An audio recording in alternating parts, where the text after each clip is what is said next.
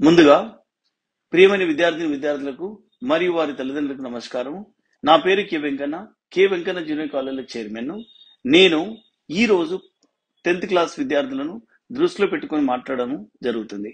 అది ఏమిటనగా మనందరికీ తెలుసు, గత 2 సంవత్సరాలుగా కరోనా కారణంగా విద్యార్థులు ఎటువంటి పరీక్షలు రాయకుండానే పై తరగతులు పంపడం జరుగుతుంది. ఫలితంగా ఐఐటి జేఈ మరియు నీట్ లాంటి జాతీయ స్థాయి పరీక్షలను సాధించడం కష్టతరం అవుతుంది. దీనిని అధిగమించడానికి మరియు 10వ తరగతి పరీక్షలో అత్యధిక మార్కులు సాధించడానికి నేను మీ ముందుకు K Venkanna junior college platform ద్వారా అనుభవజ్ఞులైన అధ్యాపకులచే ఉచిత వీడియో క్లాసులు, హ్యాండ్ రిటన్ నోట్స్ మరియు గత ప్రశ్నపత్రాల సమాధానాల విశ్లేషణ ఇవ్వబడును. కాబట్టి నేను విద్యార్థులకు చెప్పదలుచుకున్నది ఏంటంటే, ఈ ఉచిత వీడియో క్లాసులను మరియు హ్యాండ్ రిటన్ నోట్స్లను క్లాస్ రూమ్ లో కూర్చొని చదువుకున్నంత సీరియస్ చదువుకోవాలను. ఇంకొకటి ఏమిటనగా, ఈ యొక్క క్లాసులు విన్న వెంటనే అర్థం చేసుకొని ప్రాక్టీస్ చేయవలను. ప్రాక్టీస్ చేయడం అంటే కేవలం చదవడం కాదు, పేపర్ మీద రాయవలను. అలాగైతే గుర్తుండిపోతుంది. దీంతో పాటు మీ యొక్క నాలెడ్జ్ ని పరీక్షించుకునే కొరకు త్వరలో ఫ్రీ ఫండ్. बच्चों देखो, ये पार्ट में अपने को 4 मार्क के लिए कौन से क्वेश्चंस आएंगे और 6 मार्क्स के लिए कौन से क्वेश्चन आएंगे, मैं आपको बताना चाहती हूँ। जो 4 मार्क के क्वेश्चन है, जैसे कि हमको फर्स्ट बीट में दिया रहता है कि 3-4 पंक्तियों में इनके उत्तर लिखो, वो 3 मार्क्स के रहते हैं। तो 3 मार्क के लिए आप 3-4 पंक्तियाँ लिखा है तो 5 to 6 लाइन लिखेंगे तो सफिशिएंट होगा। अब यहाँ पर क्या क्या दिए हैं क्वेश्चंस, आपको जो पढ़ने हैं वो टिक मार्क कीजिए, मैं लिख के बताऊँगी। कि हामिद गरीब है फिर भी वह ईद के दिन अन्य लड़कों से अधिक प्रसन्न है, क्यों? अब ये एक क्वेश्चन है। दूसरा है, हामिद की खुशी का क्या कारण है। अब यहाँ पर प्रश्न देखो, मैं आपको बताती हूँ। प्रश्न ये है 3 मार्क्स।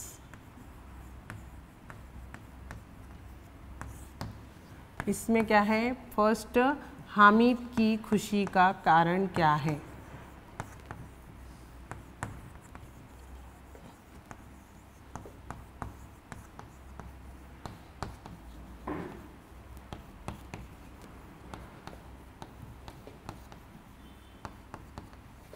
ये एक क्वेश्चन है बच्चों, हामिद की खुशी का कारण क्या है। और दूसरा यहाँ दिया है, हामिद गरीब है फिर भी वह ईद के दिन, एक ये दोनों क्वेश्चन सेम है। दूसरा क्वेश्चन है, हामिद गरीब है फिर भी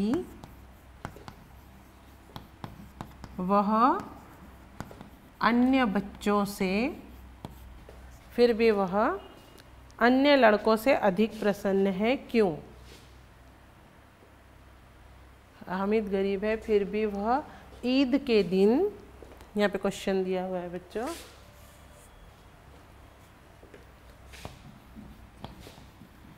ईद के दिन अन्य लड़कों से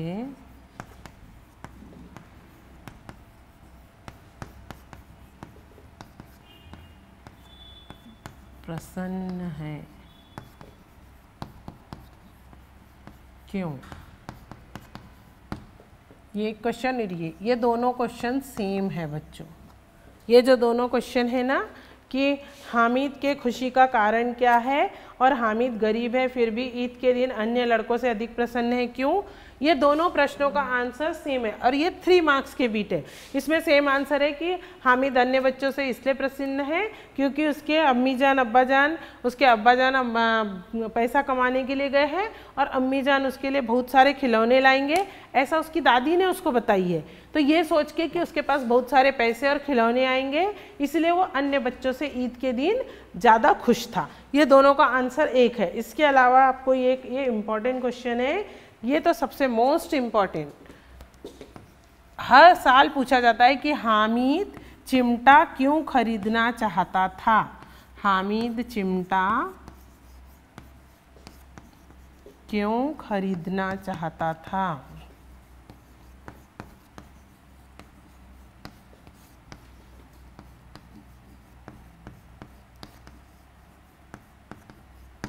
ये वाला क्वेश्चन तो एवरी ईयर पूछा जाता है, 3 मार्क्स के लिए।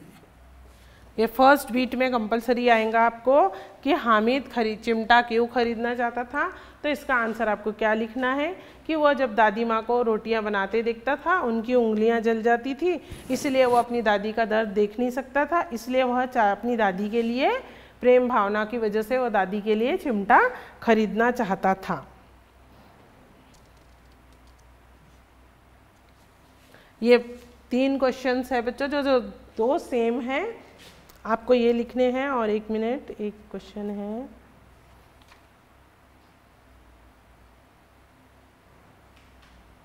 एक ये क्वेश्चन है कि हामिद के प्रति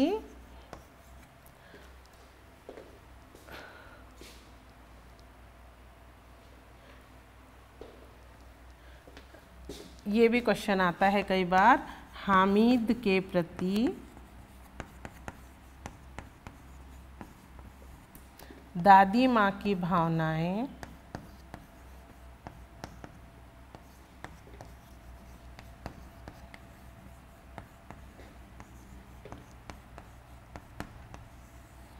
कैसी थी।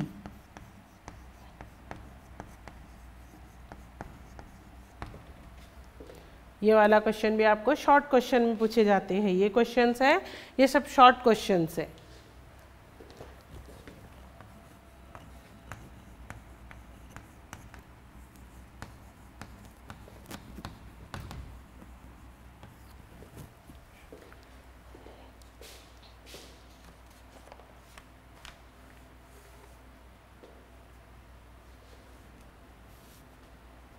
अब अपन यहाँ पर देखेंगे लॉन्ग क्वेश्चंस।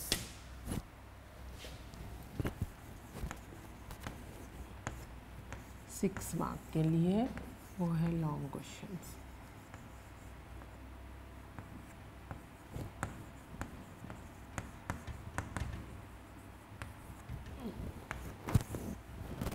इसमें फर्स्ट वन तो आता है ईदगाह कहानी का सारांश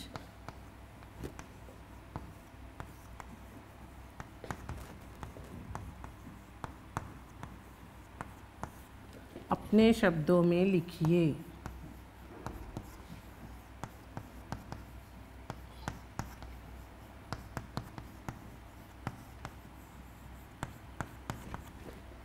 और दूसरा आता है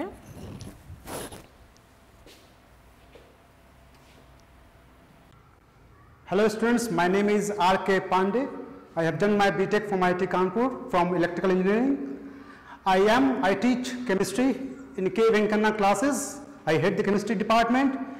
The main facility of K. Venkana classes is all the faculty are very rich in experience, and they have taught students who have secured single and double digits.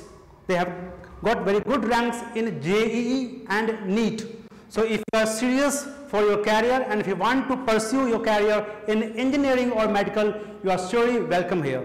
The facilities includes not only the top tier teachers, but the other facilities like doubt clearing sessions and other academic as well as personal treatment that is provided by this institute.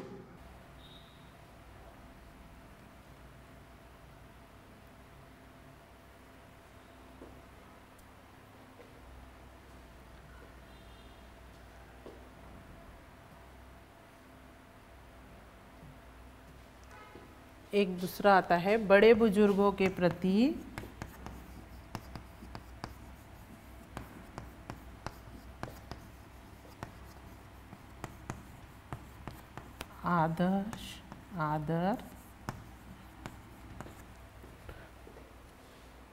आदर श्रद्धा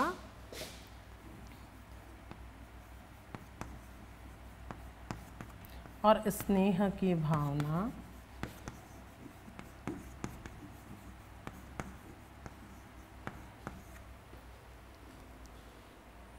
का महत्व लिखो।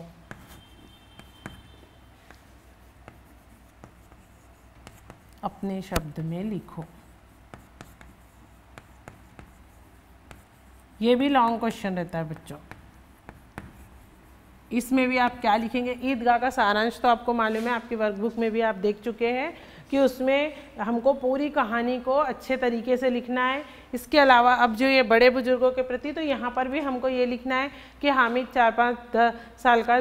7-8 साल का छोटा बच्चा है, लेकिन वह मेले में जाता है और सब बच्चे मिठाई और खिलौने खरीदते हैं, लेकिन उस समय भी उसको अपनी दादी माँ की याद आती है और वो अपनी दादी माँ के बारे में सोचता है कि वो जब रोटियाँ बनाती है तो उसकी उंगलियाँ जल जाती। तो यहाँ ये बताया गया है कि वो एक बच्चा है, फिर भी उसका मन मिठाइयों और खिलौने में नहीं ललचाया और उसको अपनी दादी माँ की याद आई। क्यों? क्योंकि वह बड़े बुजुर्गों का आदर करना चाहता है, उनके लिए उनका प्रेम भावना दर्शाई गई है। तो बच्चों अपने मन से ओन से भी आंसर लिख सकते हो, ज़रूरी नहीं है कि आप वर्कबुक में या अगर ये टेक्स्ट बुक है इसको आप पढ़ते हो, लेकिन जो बुक में है जैसा लेसन में बता रहा है वैसा ही हमको लिखना चाहिए। अपने मन से कहानी नहीं ऐड करनी है, उसमें जो लिखा है उसको अपने शब्दों में अच्छे तरीके से बनाओ उसको और लिखो कि वो अपनी दादी माँ को प्रेम करता था, उसके लिए आदर भाव है। जैसा कि शुरू में ही आपको बताया गया है कि ये पाठ सिर्फ बड़े बुजुर्गों के आदर के बारे में, उनके सम्मान के बारे में ही लेखक ने हमको ये पाठ बताया। तो यहाँ पर भी क्या बता रहा है कि हामिद छोटा बच्चा है, लेकिन उसकी दादी के लिए उसका प्रेम, उसके आदर, उसके प्रति उसकी श्रद्धा, क्योंकि उसके माता पिता सब कुछ वही है, तो उसके लिए उसके मन में जो उसका आदर्श है, उसकी भावनाओं को यहाँ बताया गया है, तो वही हमको लिखना पड़ेगा। हम अपने मन से ओन से कुछ भी पूरी कहानी नहीं लिखनी है आपको, जो पॉइंट वाली बातें हैं वो लिखते हुए उसको डेवलप करते हुए लिखोगे। अब इसमें भी सारांश नहीं लिखते बैठोगे आप, सारांश में सारांश लिखोगे और यहाँ पर सिर्फ उसकी भावनाएं बताओगे कि कैसे वो मेले में गया, उसको मिठाइयाँ दिखी, उसको खिलौने दिखे, पर उसने वो सब चीज़ें नहीं लिया, उनके दोस्तों के कहने पर भी नहीं लिया। फिर वो जब आगे गया, जब उसने चिमटा देखा, उसको चिमटा देखते ही दादी की याद आई। फिर याद आने के बाद में उसने क्या सोचा कि दादी देखेंगी तो खुश होंगी, सबको बताएंगी, मुझे दुआएं देंगी, क्योंकि उसका प्रेम उसकी दादी के लिए वो सोच रहा है। तो हमको वो सब दर्शाना है यहाँ पे। और वो अपनी दादी के लिए फिर चिमटा खरीदता है। ये सब स्नेह की भावना और त्याग की भावना बताना है। इसके अलावा बच्चों यहाँ पर एक क्वेश्चन है जो हमको लास्ट बीट आती है। देखो 10 मार्क का क्वेश्चन आता है, 5 मार्क के 2 आते हैं। वहाँ पर हमको क्या होता है, एक लेटर राइटिंग रहता है या एक निबंध रहता है या एक कन्वर्सेशन। कन्वर्सेशन मीन्स वार्तालाप, जो कुछ भी आ सकती है, जैसे कि एक सब्जी वाले से या एक दो दोस्तों के बीच में बातें। इस पार्ट से अक्सर करके अगर वार्तालाप आता है तो ये वाला पूछा जाता है कि हामिद और उसके मित्रों के बीच हुई बातचीत की किसी एक घटना को संवाद के रूप में लिखना है। अब आपको हामिद और उसके दोस्तों के बीच में जो बात हुई है उसको संवाद के रूप में लिखने के लिए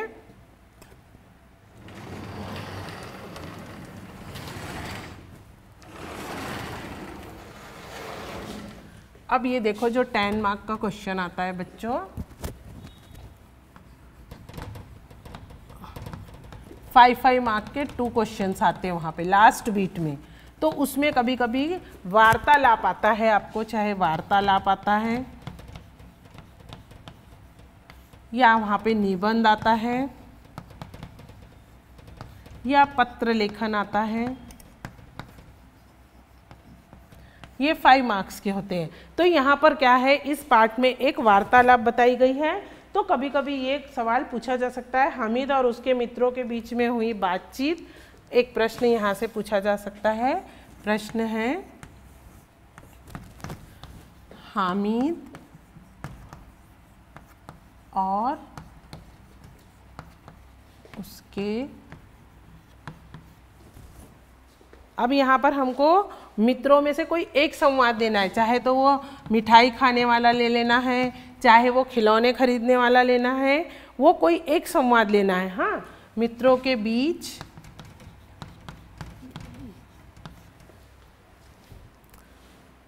हुई बातचीत की, बीच हुई बातचीत मीन्स कन्वर्सेशन, वार्तालाप। ये बातचीत मीन्स ही वार्तालाप होता है, ये याद रखना है। आप लोगों को वार्तालाप ही समझ में नहीं आता कि वार्तालाप क्या होता है और आप वो क्वेश्चन छोड़ के आ जाते हैं।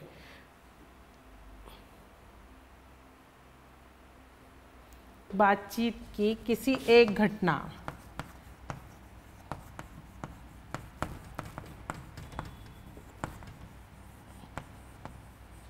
घटना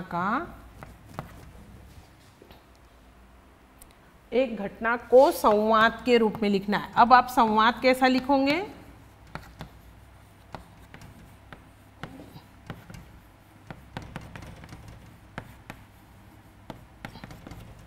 अब बच्चों एक और बात है इसमें महत्वपूर्ण कि जब भी आप संवाद लिख रहे हो या वार्तालाप लिख रहे हो तो कभी भी ये दो लोगों के बीच में होंगी।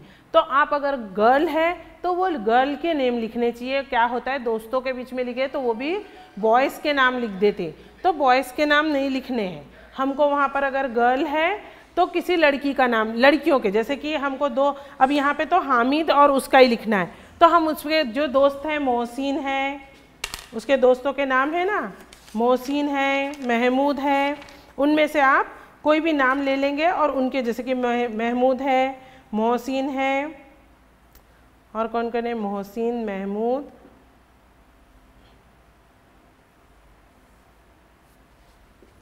उसके दोस्त मित्र कौन कौन है, एक है महमूद, दूसरा है मोहसिन। आप इनके बीच में उसकी जो वार्तालाप हुई कि वो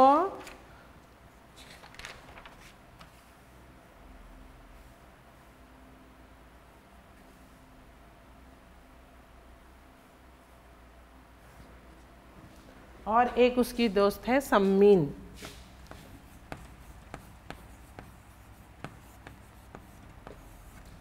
अब ये तीन दोस्त हैं उनके, उन तीनों की वार्तालाप लिखोगे। सम्मीन नहीं है, सम्मीन।